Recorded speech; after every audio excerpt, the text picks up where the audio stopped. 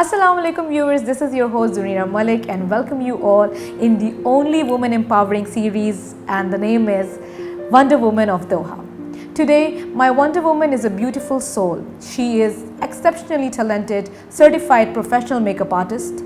But today she will be sharing her beautiful journey about her pregnancy from despair to joy. Let's welcome Maria Ali.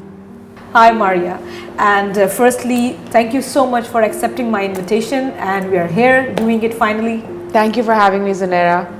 So Maria, you are a professional makeup artist. Yeah. And I would like to know more about you before we start further.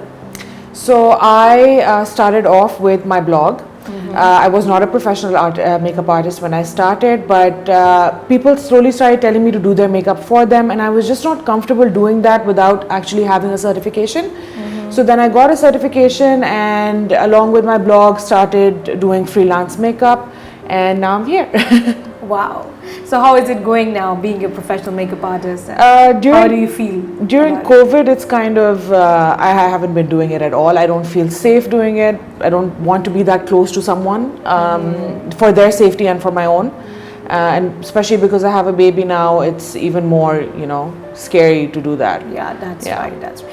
Now, talking about the baby, and I still remember when we had a live session with you, you just specifically told me not to mention about your pregnancy anywhere, and I had no idea what you've been through unless I saw the post that you just recently did on your Instagram.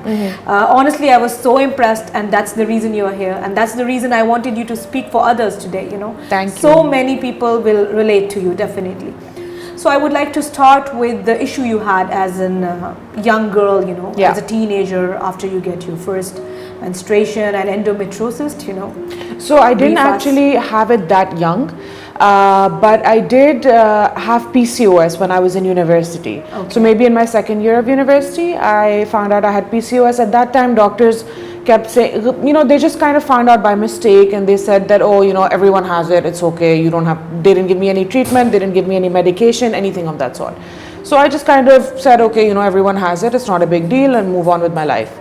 And then when I came back, I moved back to Pakistan after university, and I was working, and I remember our department was mainly women. I'm an art director by profession, so it's mainly women, and I remember that I was going through my period, and I used to be in so much pain that I would literally sit in the bathroom and cry because it would hurt me so badly, and I have a very high threshold for pain.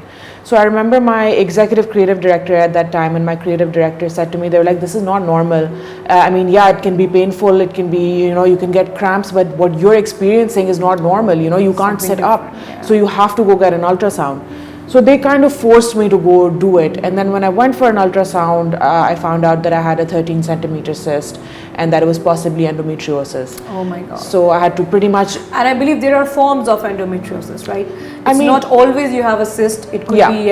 Endometriosis doesn't come with a cyst it can just be endometriosis on its own. The cyst doesn't have to come with endometriosis at all. Yeah. So after that?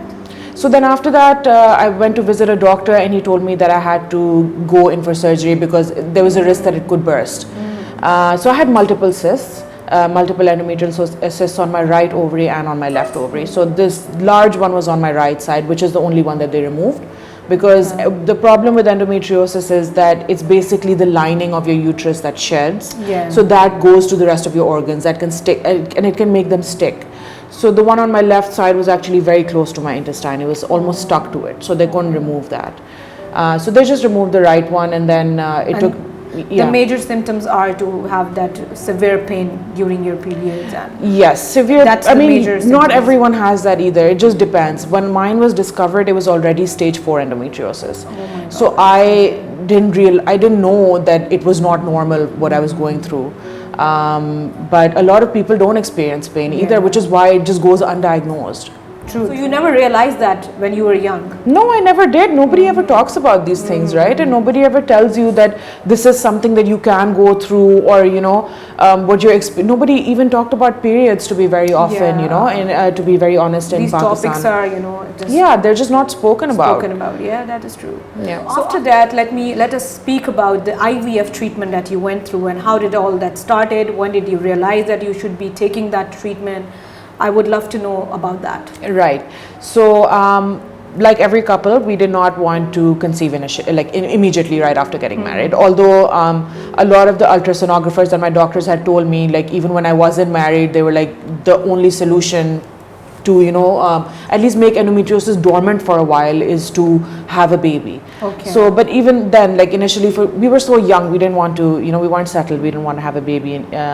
So we waited 2 years, and when we finally decided that we want to go through with this, I went to visit my doctor in Pakistan, and he told me that you go directly for IVF. There's no point in you waiting, because there's an age factor that comes in as well, your eggs age as well. I had already had a surgery that also affects your eggs. So he said just go directly for IVF. So my first full round was in Pakistan, and then I did 2 transfers.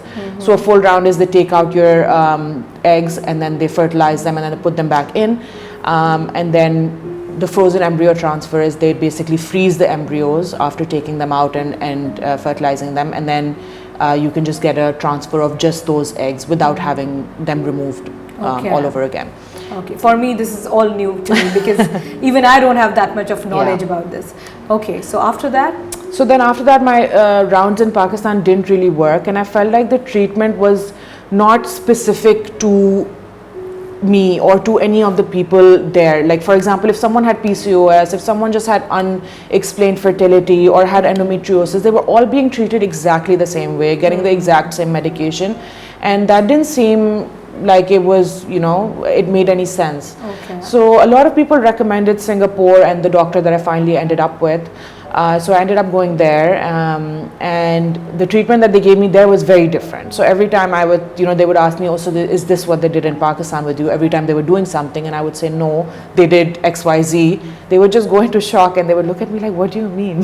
So it's not been properly not at all. treated in Pakistan? It was completely different. Oh my God, okay. And who suggested you Singapore? And is Singapore the only country for this? Best? Oh no, of course not. There's the US, there's, England, there's so many places you can go, there's Australia. But for us, there was a few people that I know who had gone to this doctor and had personal experience. It was about the doctor where exactly, he was. Exactly.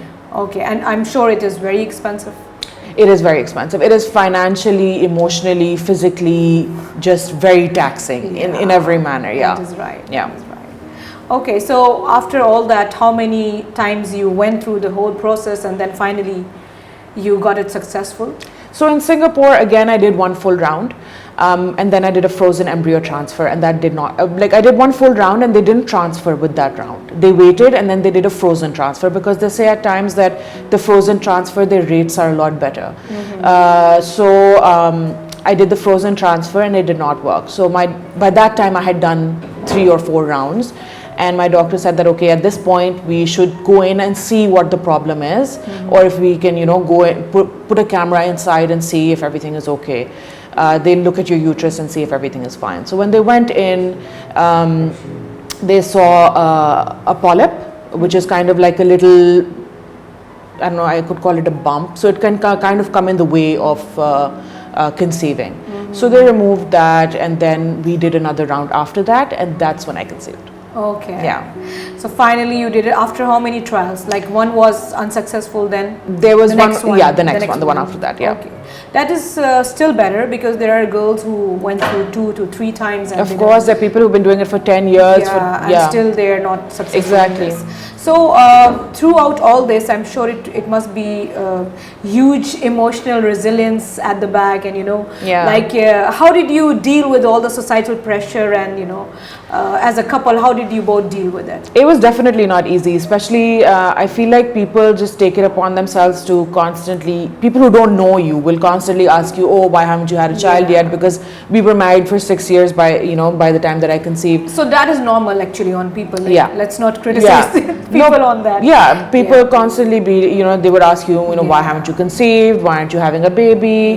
How, when do you plan on having a baby? Eventually, I just reached a point where I would be like, how do I even respond to people? I don't want to respond to them, because it's just so. You get sick of the question, it's very personal.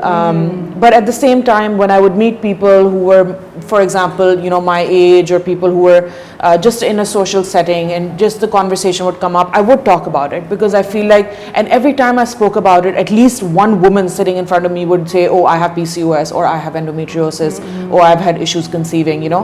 It was just so common, but nobody would talk about it because it was just something that they felt like they couldn't talk about. And I believe the more you talk about it, the more awareness you're giving out. Definitely, there. yeah. And there are so many ladies who must be suffering from these things and they're not speaking up. They Yeah. don't know what to do, how to go about it. What is the role of your husband has been in all this while, you know? So my husband is he's very involved generally, and he's very supportive. Unfortunately, because when you have a job, you can't just take off as long as you want, right? So he would take off as much as he possibly could to come and be with me during the IVFs, but unfortunately that wasn't a lot. So he couldn't be there as much as he wanted to, but as for a support system, he was basically my support system. Him, my parents, my in-laws, they were all they were all my support system. Yeah, that is very important. Definitely. Your moral support is everything during all this. And what are the stages that you have been through in terms of injections and, you know, in terms of hormones? I'm sure you have got all those kind of injections. Would you like to brief about it? So basically what they start you off with is 2 injections for 2 weeks, and then they give you a booster shot. They go in, they remove your eggs, they fertilize them, and then after that basically they start you on 4 different hormones. One is an injection, 2 are oral, and then one's a suppository. And then when they put the eggs back in, you basically have to continue taking those 4 hormones if you conceive for your whole first trimester. So it's not just that, you know, you've gotten the IVF and it's worked and you've gotten your, you know, positive report and now you can go back and it's a normal pregnancy.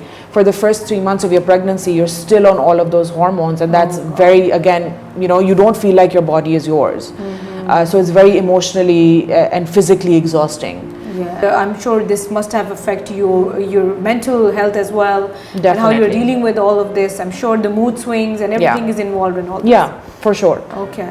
When you're injected with so many hormones, you obviously, you barely have any control on your emotions, to be very honest. You just snap instantly. Even if just talking to people was very frustrating when I was going through IVF. Like, I didn't want to speak to anyone. I didn't want anyone to call me. It was just it would take a lot from me to pick up a phone and, you know, talk to someone, because I just felt so irritable all the time. And you honestly don't feel like you feel like you're kind of having an outer body experience, to be very honest, because you know you're being unreasonable and irritable, but you can't control it. Especially when it is not successfully done, and later on, you know, all this is, you feel like, okay, I cannot do this, maybe I'm not worthy of this, and all, you know, you feel all these kind of things. You question a lot. You keep wondering, you know, why is this happening? So what was that one thing that kept you motivated, that kept you positive, that no, I will do it again and I will? I mean, I think it was the want to have a baby and to have a family of my, you know, like to have a baby of my own. Yes, a lot of people adopt, and that is a great option, and it's a great thing to do. But I always wanted a baby of my own, to be able to carry your own baby. It's a whole different experience, you know, and I wanted that. So that kind of motivated me. Before my last IVF, I almost kind of gave up because my husband saw me and I had a really bad experience. I got really unwell. So he said, you know what, if you don't want to do it anymore, we don't have to do it, we're fine. But I just kind of wanted to go through it one more time, and I had faith that it would happen for us. It takes a lot of courage and bravery, I'm sure. I mean, otherwise, you know, everybody can give up after dealing with all so much. People do give up. Do you think for every individual it's different process? It should be different for every Like individual. you had 3 different hormonal injections. But maybe some other people will go through different. No, you'll have the same number of injections, but the amount of medication or the hormone differs, because they take your blood test every week and they need your hormones to be at a certain level. So that depends from person to person. So everybody is different. Yeah. Okay, that is fine. So during all this time, how did you cope up with the stress and anxieties within your own self, you know? That was extremely tough. I think that was the biggest challenge, was to try to stay positive and try to control my anxiety. I have a friend who is a therapist, so she helped me a lot. She would give me exercises to do. She's in Pakistan, but she would give me exercises to do. So those helped me a lot. I do breathing exercises. Those helped. There was a point where my anxiety had gotten so bad because I wasn't dealing with it. Like, I had gone through so many IVFs that were unsuccessful, and I was just kind of putting it in the back of my head saying, I'm just going to move on and I'm not going to think about this, and that's, you know, I'm fine. but I really wasn't fine. And that caught up to me. So before my last IVF, I got terrible anxiety attacks. So I had to really kind of work on myself. And calm yourself down. Yeah, definitely. So do you think the surroundings were really effective to you, or you felt like our society needs to understand, our society needs that awareness? People should understand the situation of a woman that is going through all this? I mean, definitely people should. Before my last IVF, I hadn't, well, through all of my IVFs, I didn't tell many people that I was going through it while I was going through it, because I didn't want to answer to people, and I didn't want people to ask, people call you and ask you out of care, how did it go, did it work? But you understand who is asking you out of care and who is just curious to know. Yeah, You definitely. easily understand. Yeah, but people want to know if it worked or not. Yeah. And if it doesn't work, you don't want to, pick up the phone and be like, oh, it didn't work. You don't want to talk about it. True. So I just didn't tell many people about it. But my family, my husband's family, everyone was extremely supportive always. And I feel like you need those prayers, you need all of their prayers to keep going and to, have a successful experience.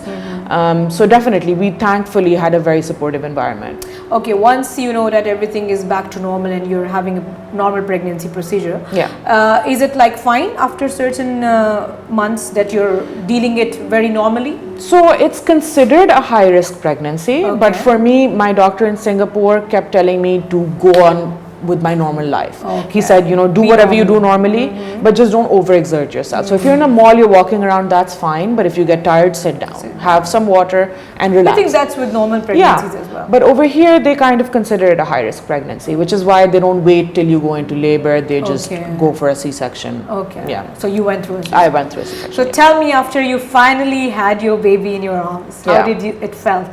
The feeling exactly. Honestly, it felt so unreal. I remember when they gave her to me, I was holding her, and the first thought that came into my head was, oh my God, is she really mine?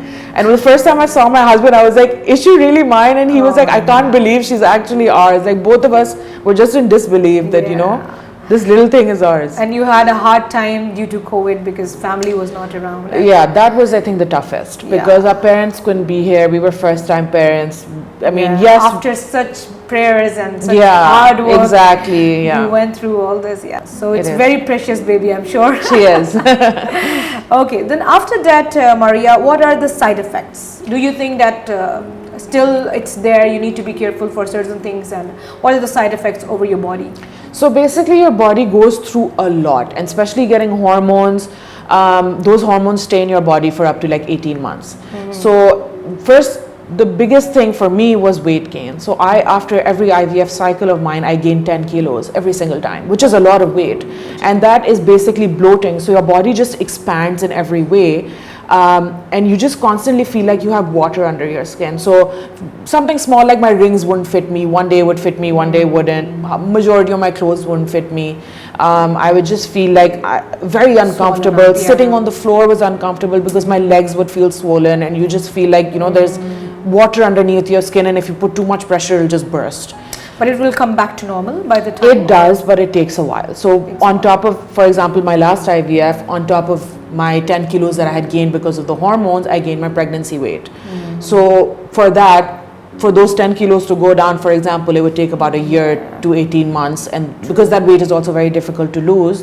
And then my pregnancy weight on top of that, so it's just, it takes a while, Okay. Okay, so what kind of things women should consider who wants to go through the same procedure as yours?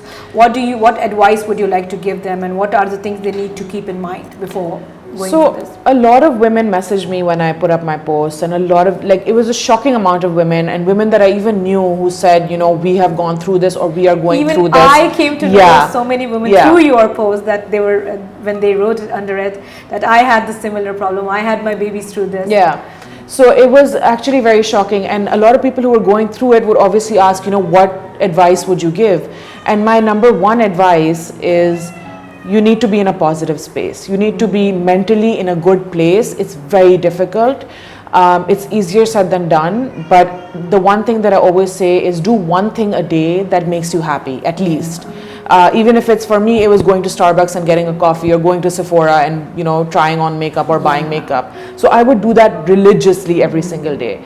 Just because those few moments I would just forget about everything, and it would just make me happy. Just take a walk, be healthy, be on a healthy Happy, diet. That is true. And that's what matters. Definitely. Okay, Maria, since you are a very professional makeup artist and I love the way you do your makeup you. and all that, everybody can get you on Instagram. Yeah. If you would like to mention your Insta handle here to Yeah, our it's audience. Maria's Instagram. Yeah. Since you are here, I won't miss this chance to ask you some rapid fire questions. Sure. So just be quick. Okay. So my first question to you is your favorite makeup blogger. Oh my God, there's so many. There is Nikki Tutorials, just because she's fun. There is James Charles, again, you know, very fun makeup, creative makeup. I like seeing creative makeup. And then there's Makeup by Mario. He's not a blogger, but I just love the way he does makeup. Oh, he's too good. Yeah. So any skincare product that you definitely recommend, highly recommend to people around, good for every skin? So that's very difficult, but I would say any hydrating product, whether it's a face wash or a serum, these are the two things that for me I feel are the most important when it, at least for me, when it comes to skincare, is a good face wash, because you need to start your skin off well, and a hydrating face wash. So even if you have oily skin, hydration is very important. Moisture might not be as important for you. So for every skin type, a hydrating face wash and a hydrating serum I feel is key. What are the tips that you would like to give them to keep their skin good, in a good position? Definitely do not sleep with your makeup on, and when you remove your makeup, remove it very well. So it's not just enough to use a makeup wipe it off and then go to sleep. You can't do that. You need to wash your face properly, remove your makeup properly, make sure that the residue of mascara under your eyes is completely gone, because the skin under your eyes is very sensitive. So you need to make sure that you remove your makeup properly before going to sleep. Okay, your favorite makeup brand? Charlotte Tilbury. Charlotte Tilbury, definitely. We can see that on your Insta, it's very good quality. And how has your experience been in Qatar so far? So I've had, I mean, it took me a while to settle in, to get to know people, because I feel like it's very hard when you're not working in a proper work environment to get to know people. But now we're settled in, and it's great. It's doing well. It's going well. Yeah. And your favorite hangout place here in Qatar? Starbucks and Sephora. These are my two favorite places. Yeah. That's not only in Qatar. Yeah, that would be everywhere pretty much. But anything that you relate Qatar with, that oh my God, I cannot get this anywhere else. I think just the environment of Souk Waqif. I feel like that's a really nice and kind of gives you like the feel of the whole Arabic culture. I feel that's really nice. Yeah, and especially Parisa, the restaurant over there, I really love that, and and the decoration in there, it's really nice. True. Yeah, That's so right. It's beautifully done. Yeah. Okay, now Maria, before we leave you, a great message or advice to our audience looking at you and listening to your inspiring story. I would just say that if you're going through IVF, if you're going through something that that is fertility related, I would say just keep going, stay positive about it. Don't just, it's very easy to give up, but don't give up only because you're exhausted. If you really want it, just keep going, and it can be emotionally taxing, it can be physically taxing. If you have the finances for it, I would say don't give up, because at the end of it, yes, it's painful, yes, it's physically exhausting, but it's definitely worth it. Thank you so much, Maria. You are such an inspiring personality.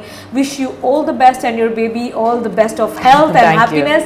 Thank you so much for having me. Most welcome.